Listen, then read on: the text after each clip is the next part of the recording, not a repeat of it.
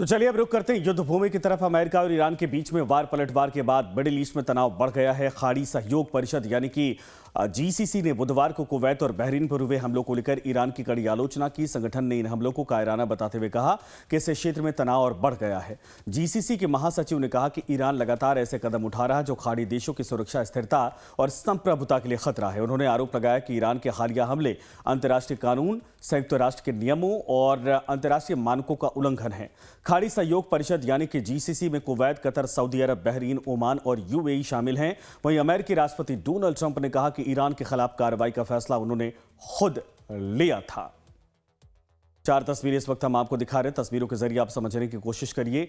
Donald Trump कह रहे हैं कि इसके पहले जो एक अटैक किया गया था एक टापू पर, द्वीप पर जो ईरान के हिस्से में है, उसका उन्होंने खुद फैसला लिया था। लेकिन उसके बाद जब ईरान ने अटैक करना शुरू किया बहरीन पर, कुवैत पर, उसके बाद दुनिया भर के तमाम संगठन अब ये कह रहे हैं कि इसने यानी कि ईरान ने जो अंतर्राष्ट्रीय कानून है, मानक है, उसका उल्लंघन किया। लेकिन इसी बीच बड़ी खबर है, खाड़ी सहयोग परिषद ने ईरान की निंदा की है। कुवैत और बहरीन पर हमलों को लेकर उठाए सवाल हैं। हमलों के बाद तनाव बढ़ा है, ये जीसीसी का कहना है, यानी कि खाड़ी सहयोग परिषद का कहना है। और खाड़ी के देशों पर ही अटैक किया गया ईरान की तरफ से, क्योंकि जहां जहां अमेरिकी मिलिट्री बेसिस हैं वहां पर टारगेट किया गया।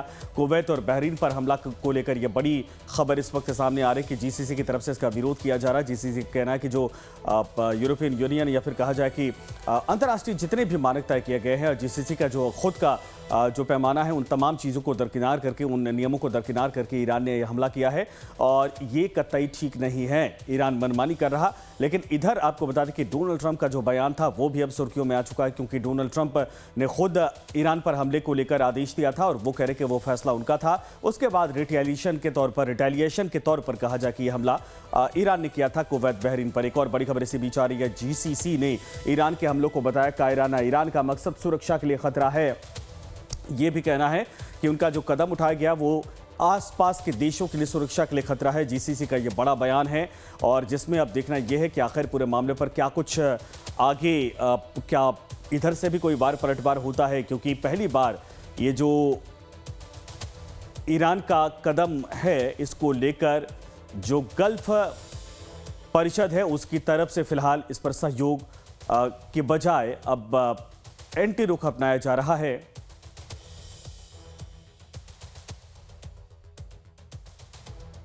तो 2 मेहमान हमारे साथ इस वक्त जुड़ रहे हैं। Retired group captain UK Devnath, defence expert के तौर पर। सर आपका स्वागत है। Doctor Ajitabh, geopolitical expert के तौर पर, आपका भी स्वागत है सर। आप दोनों के पास बारी बारी से आएंगे। यूके देवनाथ साहब, शुरुआत मैं आपसे करना चाहता हूं कि कोई जीसीसी का यह बड़ा बयान कि भाई ईरान ने सारे नियमों को ताक पर रख दिया है और पूरी तरीके से जो हमला कर रहा है ये गैर कानूनी है, ये अब एक तरह से भड़काने वाली बात है। लेकिन सवाल है कि पहले तो अमेरिका ने अटैक किया था, उसके बाद रिटेलिएशन के तौर पर ईरान का यह हमला था बहरीन और कुवैत पर, वो भी सिविलियंस इलाके में नहीं बल्कि अमेरिकी बेसिस को टारगेट करके। अब इस बयान के मतलब क्या निकाले जाएं? क्या ये जियो पॉलिटिकल प्रेशर क्रिएट करने की कोशिश की जा रही है? जीसीसी देशों द्वारा जो बयान दिया गया है वो शायद अंतर्राष्ट्रीय कानून के हिसाब से तो सही है, लेकिन हम्म। जीसीसी कंट्रीज को समझना पड़ेगा कि उन्होंने ही पहले शुरुआत की इस युद्ध की। आज नहीं, आज से 20 साल पहले, आज से 10 साल पहले, जब उन्होंने अमेरिका को आस्ते-आस्ते परमिशन देना शुरू किया कि अमेरिका हम्म। जीसीसी कंट्रीज में अ, अपने आर्मी बेस, नेवल बेस या एयरफोर्स बेस बनाए। जीसीसी कंट्रीज को किससे भय था? ईरान से भय था। तो उन्होंने अपने यहाँ पर आर्मी, नेवी, एयरफोर्स जो अमेरिका के बेस बनाए, ये उम्मीद करना कि अमेरिका की बेस उनको प्रोटेक्शन देगी ईरान के खिलाफ, ये काफ़ी नेचुरल है।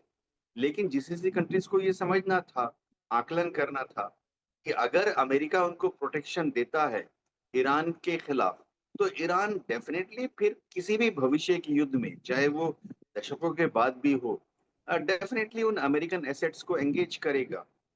हम्म। अ, इसमें कोई दो राय नहीं है कि अगर आपका पड़ोसी मुल्क आपके दुश्मन देश को जगह देता है, तो पड़ोसी मुल्क भी टारगेट बन जाता है। जैसे मैं एक मोटा उदाहरण देता हूँ, भारत के परिप्रेक्ष्य में। कल अगर समझिए भारत का एक पड़ोसी देश वो हमारे दुश्मन देश को जगह देता है और हमारा दुश्मन देश हमारे पड़ोसी देश से भारत पर हमला करता है, तो फिर भारत का पूरा हक होगा कि हम ना सिर्फ हमारे दुश्मन देश पर हमला करें, वरन हम अपने उस पड़ोसी देश पे भी उस जगह पर हमला करें, जहां हमारे पड़ोसी देश ने हमारे दुश्मन देश को जगह दी है, चाहे ज़मीन में, चाहे हवा में या पानी में।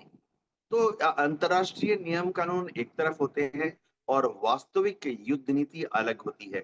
जीसीसी कंट्रीज को तैयार रहना चाहिए था मानसिक हम्म। रूप से कि उनके ऊपर ईरान हमला करेगा, अमेरिका उनको हम्म। बचाएगा, अमेरिका उनको बचाने के लिए ईरान पर हमला करेगा, तो ईरान जाहिर बात है इन सब अमेरिकन बेसेस पर हमला करेगा जो किसी मुल्क में है। जी। हम्म। बिल्कुल सही आपने कहा कि ये तो पहले से ही अनुमान था कि अगर ऐसा होता है कि ईरान पर हमला होगा तो ईरान तो छोड़ने वाला नहीं है, वो पहले भी कह चुका और कर भी चुका है। डॉक्टर अजताब, इससे क्या अब कहा जाए कि माहौल बनता हुआ दिखाई दे रहा है? क्योंकि वैसे भी देखिए ईरान के साथ कोई गल्फ कंट्री इस वक्त खड़ा है नहीं, सब लोग अमेरिका के साथ खड़े हैं, उसका सहयोग देते दिखाई दे रहे हैं और जाहिर सी बात है कि अपनी धरती पर अगर उन्होंने अमेरिकी बेसिस बनाने का एक तरह से मौका दिया था तो उसका परिणाम आज नहीं तो कल ईरान जैसे देश अगर पड़ोसी हैं तो भुगतना था ही था। अब बहरीन और कुवैत पर अगर यह हमला होता है तो जीसीसी सामने आती है, कहती कि ईरान गलत कर रहा है। देखिए संजय जी, सबसे पहले तो जीसीसी के बारे में जैसा देवनाथ सर ने कहा, बिल्कुल जीसीसी का तो फॉर्मेशन ही 1981 में जो हुआ वो इस्लामिक रेजिमे के आने के बाद हुआ। 1979 में इस्लामिक रेजिमे आई और उसके खतरों को भांपते हुए ये गल्फ के जो 6 देश हैं, खाड़ी अरब खाड़ी के देश, इन 6 देशों ने अपना एक मुंह बनाया ईरान से बचने के लिए। ईरान से खतरों को संभावित खतरे उनको लग रहे थे क्योंकि वहां एक हार्डकोर हार्डलाइनर इस्लामिक रेजिम में आ गई थी। लेकिन जीसीसी जिस उद्देश्य के लिए बना था वो पूरी तरह से सफल नहीं हुआ, क्योंकि उसमें डिफेंस का एक कलेक्टिव मैकेनिज्म नहीं है कि अगर कोई कंट्री बाहर से अगर अटैक करता है तो ये साथ खड़े होंगे, जैसा कि नेटो में है। इसीलिए जीसीसी में बार बार ये बातें उठती हैं कि एक गल्फ का नेटो अपना होना चाहिए। अगर इस तरह के अटैक होते हैं जैसे कि कुवैत और बहरीन में हुआ, तो उस तरह के अटैक को ज्वाइंटली कलेक्टिवली उसको लड़ा जाए। वैसा तो है नहीं, लेकिन अभी फिर से इराक कतर के जो फॉर्मर प्राइम मिनिस्टर हैं शेख हमाद बिन जासिम अल थानी, उन्होंने फिर से ये दिया है एक स्टेटमेंट, और वो चूंकि काफी हैवीवेट लीडर माने जाते हैं जीसीसी के कंट्रीज के बीच में, उनका ये स्टेटमेंट आया है कि सब लोगों को, जीसीसी कंट्रीज को मिलके ये ईरान के खतरे को और ईरान ने जिस तरह से अटैक किया है उसका जवाब देना चाहिए, उससे एक ज्वाइंट कॉपरेशन होना चाहिए। तो ईरान के लिए भी एक मैसेजिंग एक तरह से कहिए कि जीसीसी के कंट्रीज अगर साथ आ जाएं तो ईरान के लिए खतरा बढ़ेगा। क्योंकि अभी देखिए ये जो अटैक हुआ है संजय जी, इस पे गल्फ कॉपरेशन काउंसिल के सारे दोस्तों ने इंडिविजुअली उसकी एक आलोचना की है, उसको कंडेम किया है और कलेक्टिवली भी जीसीसी ने इसकी भर्त्सना की है। तो ऐसे में ईरान को चाहिए कि वो अपने पड़ोसी देशों के जो इस तरह के बार बार टारगेट कर रहा है उस पे वो उससे बाज आए, और नहीं तो अगर अमेरिका के साथ अगर जीसीसी के देश जो अभी तक नहीं आए हैं, जो सिर्फ डिफेंसिव मोड में है, अगर ये अमेरिका के साथ ऑफेंसिव मोड में आ जाएंगे तो निश्चित रूप से ईरान के लिए और ज्यादा प्रॉब्लम बढ़ेगा। अच्छा, इसी बीच एक बड़ी खबर इस वक्त आ रही है। ट्रंप ने अपने सहयोगियों से कहा है कि अगर ईरान से जुड़ी किसी हमले में अमेरिकी सैनिक की मौत होती है तो वो सीज फायर खत्म करने पर विचार कर सकते हैं। ये दावा वॉल स्ट्रीट जर्नल की एक रिपोर्ट में किया गया है। जर्नल ने इसने अमेरिकी अधिकारियों के हवाले से कहा है कि ट्रंप ने निजी बातचीत में यह बयान दिया। रिपोर्ट के मुताबिक अमेरिका और ईरान के बीच कई झड़पों के बावजूद बड़े सैन्य अभियानों पर रोक अभी भी कायम है। यानी कि जो रोक लगाई गई थी उसको कायम किया गया है। लेकिन ये भी कहा जा रहा है कि निजी बयान के तौर पर यह था एक निजी कार्यक्रम में, और ये कहा गया कि अगर एक भी सैनिक मारा जाता है अमेरिकी तो फिर जो सीज फायर है उसको खत्म करने पर विचार किया जा सकता है। और ये वाकई में चिंता की बात है कि क्या युद्ध को लेकर अब फिर से वही माहौल बनता हुआ दिखाई दे रहा है। देवनाथ साहब, ये तो बहुत बड़ा बयान है डोनाल्ड ट्रंप की तरफ से। अगर ये कहा जा रहा है कि एक भी अगर कोई क्षति होती है अमेरिकी मिलिट्री की तो फिलहाल अब वो कदम आगे बढ़ाने को सोचेंगे। संजय, अमेरिका में अमेरिकन सोल्जर की मौत विदेश के मिलिट्री ऑपरेशंस में हमेशा से ही बहुत ही सेंसिटिव मुद्दा रहा है। इनफैक्ट कई बार तो इलेक्शंस में एक कैंडिडेट जीत जाता है या हार जाता है, डिपेंडिंग अपॉन कि उस कैंडिडेट का और उसके पार्टी का क्या रुख है। कि अगर विदेश में एक भी अमेरिकन, जरूरी नहीं है कि फौजी ही हो, अगर अमेरिका का एक सिविलियन नागरिक भी किसी दूसरे देश में मारा जाता है, तो अमेरिका की सरकार से सब लोग बहुत आशा करते हैं, अमेरिका के नागरिक, कि अमेरिका की सरकार इसको बहुत सीरियसली डील करेगी और बहुत कड़े कदम लेगी। तो वहां पर ये बहुत ही इम्पोर्टेंट मुद्दा बन जाता है, खास तौर से इलेक्शंस के समय। अब जब वहां पर मिड टर्म पोल है नवंबर के महीने में, राष्ट्रपति डोनाल्ड ट्रंप के इस बयान का मतलब यही है कि वह अपने रिपब्लिकन पार्टी वोटर्स को अश्योर कर रहे हैं कि अमेरिका शायद किसी भी तरह से ऐसी कोई कार्रवाई नहीं करेगा जिससे कि अमेरिकन सोल्जर की ईरान युद्ध में मौत हो। यानी डायरेक्टली वह हिंट दे रहे हैं कि बूट्स ऑन ग्राउंड। देखिए, अमेरिका में जितने सोल्जर्स हैं उनके परिवारजनों को बहुत आशंका है कि पता नहीं कब डोनाल्ड ट्रंप को जोश आ जाए और वो ईरान में अमेरिका की फौज को उतार दें।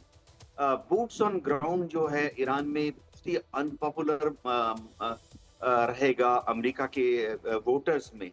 डेमोक्रेट्स तो एकदम ही नहीं चाहते कि उनके पति, भाई या बच्चे, बेटा इस युद्ध में ईरान के सॉइल पर कदम रखे। सही बात है। रिपब्लिकन पार्टी में भी बहुत बड़ा हिस्सा है। एक्सट्रीम राइट विंग रिपब्लिकन्स को छोड़ दें तो रिपब्लिकन पार्टी में जो धड़ा सेंटर और सेंटर ऑफ लेफ्ट में है, वो लोग भी नहीं चाहते कि उनके परिवारजन, बोला तो उनके भाई, पिताजी, बेटा या पति इस युद्ध में ईरान की जमीन पर उतरे। तो ये बहुत ही सेंसिटिव मुद्दा है। डोनाल्ड ट्रंप को मजबूरी है इस चीज की कि वो अपनी फौज को किसी भी हालत में ईरान कूच करने के लिए नहीं कह सकते। जी बिल्कुल, लेकिन इसी बीच एक और अपडेट है, जरा बता देते हैं दर्शकों को। अमेरिकी संसद के प्रतिनिधि सभा में डोनाल्ड ट्रंप की पार्टी के बहुमत होने के बावजूद उन्हें बड़ा झटका लगा है। अमेरिकी सैनिकों को ईरान युद्ध से वापस बुलाने का आदेश देने वाला प्रस्ताव 215-208 से पास हो गया है और अमेरिकी संसद में ट्रंप को बड़ा झटका। अमेरिकी सैनिकों को वापस बुलाने का प्रस्ताव पास हो चुका है। 215 और 208 के वोटिंग से पास हुआ है, यानी ज्यादा वोट इस पक्ष में पड़े हैं कि जो सैनिक है उनको वापस बुला लिया जाए। लेकिन डोनाल्ड ट्रंप के पक्ष में 208 वोट ही पड़ पाए हैं। हालांकि बहुमत है इसके बावजूद, और ये माना जा रहा है कि डोनाल्ड ट्रंप को कंट्रोल करने के लिए जो अमेरिकी संसद है या फिर वहां के लोगों की इस वक्त सोच है उसको रिप्रेजेंट करता हुआ दिखाई दे रहा है। डॉक्टर अजताब, क्या ये कदम, ये जो 215 का आंकड़ा डोनाल्ड ट्रंप के विरोध में गया है, क्या वाकई में ट्रंप के कदम को पीछे खींचने में, दबाव बनाने में कामयाब होगा?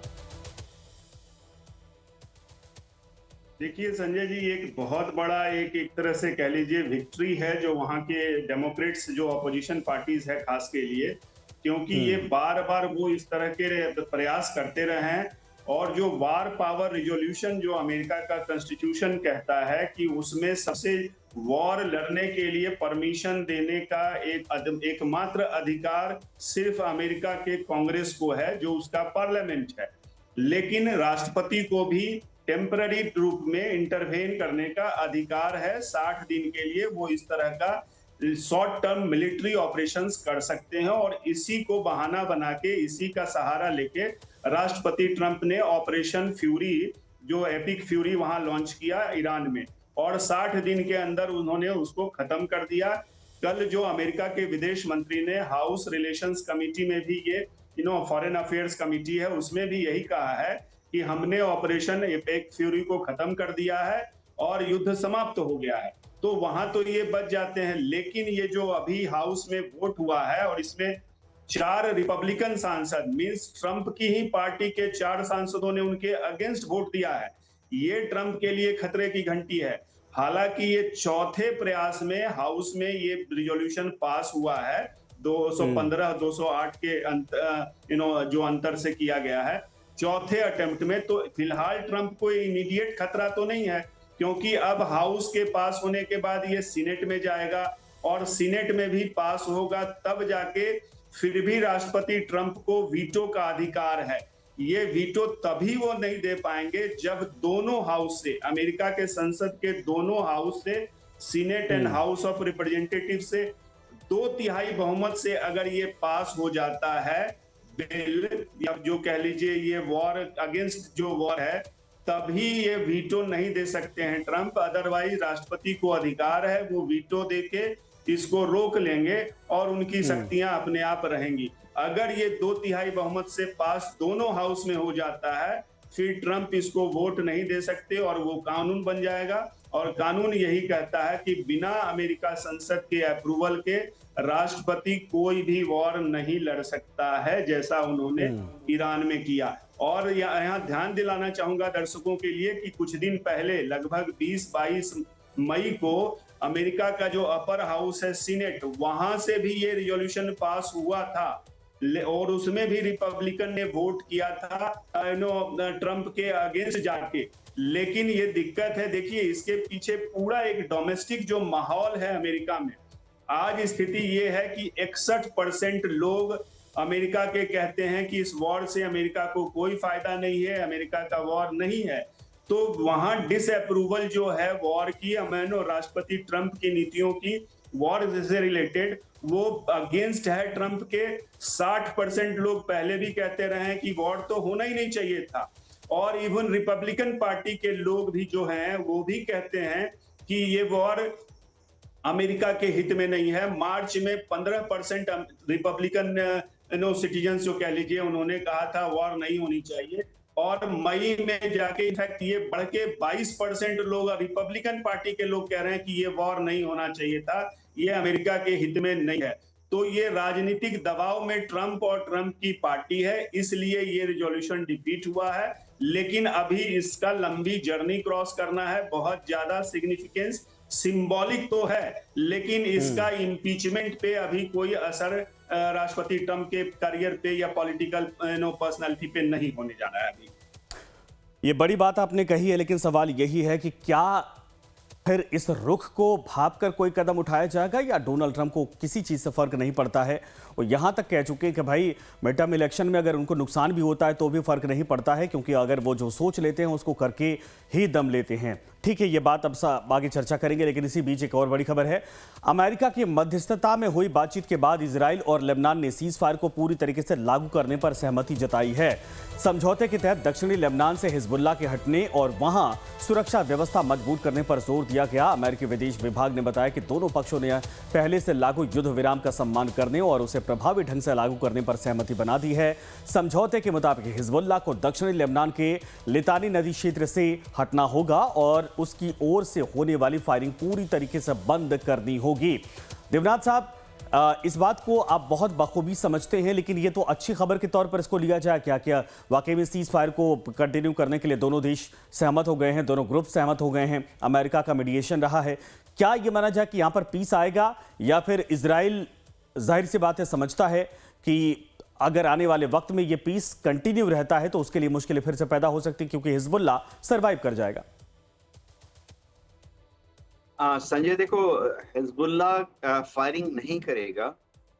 इसको जमीन पर लागू करने के लिए थोड़ी प्रैक्टिकल मुश्किलात आती हैं। जो हिजबुल्लाह के जो फाइटर्स हैं उनका तो घर ही वहां पर है। वो सदियों से, पीढ़ियों से लिटानी रिवर और जाफरानी रिवर जो है उस एरिया में रहते रहे हैं। तो अगर हिजबुल्लाह को कहा जाता है कि आप उस एरिया को खाली करके चले जाइए, तो बेसिकली प्रैक्टिकली सोशल, सामाजिक तौर पर इसका मतलब है कि उनको घर से बाहर निकाल दिया गया है। तो होता क्या है कि थोड़ी देर के लिए तो वो चले जाते हैं, वहां से कहाँ जाएंगे? वो हिजबुल्लाह का तो उनका गांव, उनका कुनबा, उनका कस्बा दक्षिण लेबनान में लिटानी रिवर के इधर दक्षिण में और जाफरानी रिवर के दक्षिण में है। तो पहले भी जब उनको कहा गया था पिछले 1982 में बेका वैली ऑपरेशंस के समय कि आप खाली करके चले जाइए, वो कुछ समय के लिए तो चले जाते हैं। चले जाते हैं मध्य लेबनान की तरफ, उत्तर लेबनान की तरफ। लेकिन मध्य लेबनान में या उत्तर लेबनान में तो उनका कोई है नहीं ना। देखिए हिजबुल्लाह कोई आर्मी की यूनिट की तरह नहीं है कि 500 हिजबुल्लाह चले गए मध्य लेबनान, तो उनको वहां तंबू लगा दिया गया रहने के लिए और 500 जो हिजबुल्लाह के फाइटर्स मध्य लेबनान में रहेंगे और उनको हर रोज वहां पे खाने पीने के लिए कुछ सामान मिल रहा है, बोनस मिल रहा है, तनख्वाह मिल रही है, ऐसा कुछ नहीं है। हिजबुल्लाह को जब कहा जाता है कि आप खाली कीजिए, तो वो जब मध्य लेबनान में जाते हैं तो वहां जाके दिहाड़ी में मजदूर बन जाते हैं वो लोग। वहां पे ना उनका घर है, ना उनके रिलेटिव्स हैं। और मध्य लेबनान और उत्तरी लेबनान में ज्यादातर सुन्नी लोग हैं जो इनको पसंद नहीं करते हैं, या क्रिश्चियन बहुल के एरियाज हैं नॉर्थ लेबनान की तरफ, वो जो कि इनको पसंद नहीं करते हैं। तो इनको अनवांटेड, अवांछनीय तक तो कहकर उनको ना तो मध्य लेबनान में या उत्तरी लेबनान में नौकरी मिलती है, मजदूरी भी नहीं मिलती है। तो ये फिर घूम घाम के 2-3 महीने के बाद वापस अपने गांव में वापस आ जाते हैं। गांव कहाँ है? जाफरानी नदी के पास। गांव कहाँ है? लिटानी नदी के पास। इनकी माँ, इनकी नानी दादी कहाँ रहती है? दक्षिण लेबनान। तो 2-3 महीने के बाद ये दक्षिण लेबनान में लौट आते हैं।